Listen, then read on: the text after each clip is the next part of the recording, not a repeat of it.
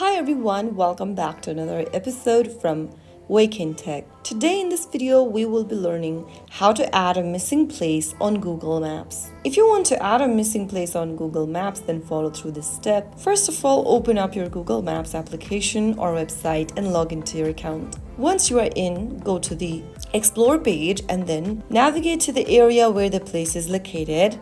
Zoom in close enough so that you can drop a pin accurately. Press and hold on the area to drop a pin, and once you do that, you will see a box appearing at the bottom.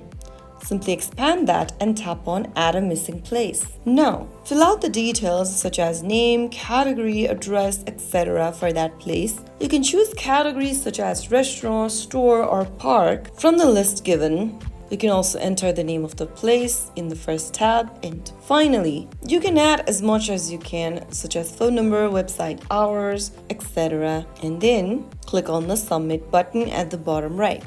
If you have been to the place, you can also upload photos of that place, add more details, which will add credibility and helps people recognize the location. And once everything's filled out, you can tap on submit at the bottom right and you'll get a confirmation, and Google will review your suggestion usually within a few days.